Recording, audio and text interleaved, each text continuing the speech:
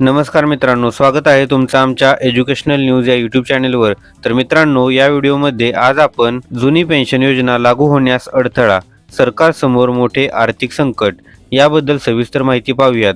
त्याचबरोबर हा व्हिडिओ शेवटपर्यंत नक्की पहा व व्हिडिओ आवडल्यास लाईक आणि शेअर नक्की करा व अशाच प्रकारच्या नवनवीन व्हिडिओसाठी आमच्या चॅनेलला सबस्क्राईब करायला विसरू नका.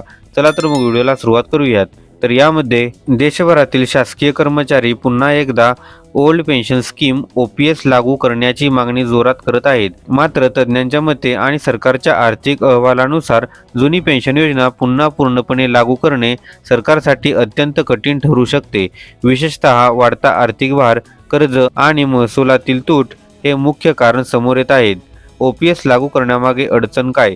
जुनी पेन्शन योजना अंतर्गत कर्मचाऱ्यांना निवृत्तीनंतर शेवटच्या पगाराच्या ठराविक टक्केवारीनुसार हमी पेन्शन दिली जाते. त्यामुळे सरकारवर दीर्घकालीन आर्थिक भार वाढतो. अनेक राज्यांमध्ये आधीच पगार, पेन्शन आणि व्याजफेडीवर मोठा खर्च होत असल्याचे आर्थिक तज्ज्ञ सांगत आहेत. केंद्र सरकारने संसदेत दिलेल्या माहितीनुसार सध्या लाखो कर्मचारी आणि पेन्शनधारक OPS अंतर्गत आहेत, तर नवीन कर्मचाऱ्यांसाठी NPS आणि UPS सारख्या पर्यायी योजना राबवल्या जात आहेत. महाराष्ट्र सरकारचा मोठा निर्णय. महाराष्ट्र सरकारने revise national pension scheme RNPS लागू केली असून ती कर्मचाऱ्यांसाठी पर्यायी ठेवण्यात आली आहे.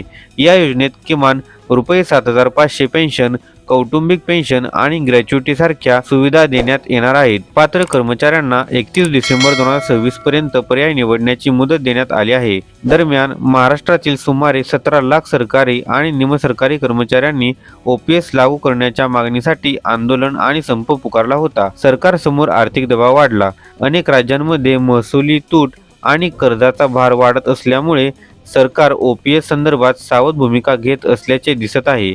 तज्ज्ञांच्या मते जुनी पेन्शन योजना पुन्हा पूर्णपणे लागू केल्यास पुढील काही वर्षात हजारो कोटी रुपयांचा अतिरिक्त भार पडू शकतो. काही राज्यांनी UPS किंवा सुधारित NPS सारखे पर्याय स्वीकारले असून कर्मचाऱ्यांना हमी पेन्शन आणि आर्थिक स्थैर्य यामध्ये संतुलन साधण्याचा प्रयत्न केला जात आहे. तर मित्रांनो, हीच माहिती या व्हिडिओच्या माध्यमातून द्यायची होती. अशाच प्रकारच्या नवनवीन व्हिडिओसाठी लगेचच आमच्या चॅनेलला सबस्क्राईब करून या व्हिडिओला लाईक आणि शेअर करा.